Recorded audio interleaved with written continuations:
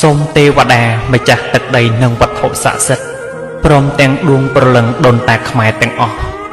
តាមជួយថែរក្សាឃុំក្រងកងកម្លាំងកងទ័ពខ្មែរទាំងអស់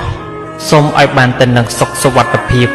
និងសូមកុំឲ្យមាននៅបញ្ហាអ្វីទាំងអស់ទៅលើកងកម្លាំងកងទ័ពដែលមាននៅទឹកចិត្តក្លាហានអង់អាចមិនអាចនឹងកាត់ថ្លៃបានព្រមទាំងការក្លះបង់នៅកម្លាំងកាយចិត្តដើម្បីការពារទៅនឹងបរណភាពទឹកដីរបស់ខ្លួនដ៏ថ្លៃថ្លាវិសេសវិសាលទាំងអស់នេះ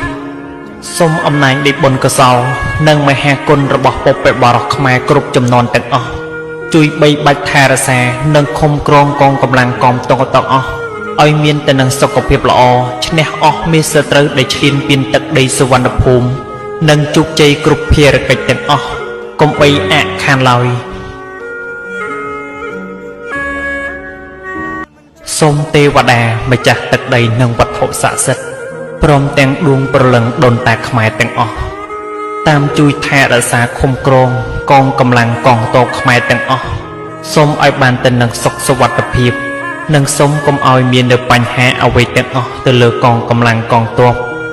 ដែលមាននៅទឹកចិត្តក្លាហានអង់អាចមិនអាចនឹងកាត់ថ្លៃបានព្រមទាំងការក្លះបង់នៅកម្លាំងកាយចិត្តដើម្បីការពារទៅនឹងបរណភាពទឹកដីរបស់ខ្លួនដ៏ថ្លៃថ្លាវិសេសវិសាលទាំងអស់នេះសូមអំណាចនៃបុណ្យកុសល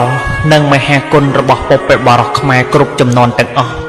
ជួយបីបាច់ថែរក្សានិងឃុំក្រងកងកម្លាំងកងទ័ពទាំងអស់ឲ្យមានទៅនឹងសុខភាពល្អឈ្នះអស់មេសត្រូវដែលឈ្លានពានទឹកដីសុវណ្ណភូមិនិងជោគជ័យគ្រប់ភារកិច្ចទាំងអស់កុំបីអាក់ខានឡើយសូមទេវតាម្ចាស់ទឹកដីនិងវត្ថុស័ក្តិសិទ្ធិព្រមទាំងដួងព្រលឹងដូនតាខ្មែរទាំងអស់តាមជួយថែរក្សាឃុំក្រងកងកម្លាំងកងទ័ពខ្មែរទាំងអស់សូមឲ្យបានទៅនឹងសុខសុវត្ថិភាពនិងសូមកុំឲ្យមាននៅបញ្ហាអ្វីទាំងអស់ទៅលើកងកម្លាំងកងទ័ពដែលមាននៅទឹកចិត្តក្លាហានអង់អាចមិនអាចនឹងកាត់ថ្លៃបាន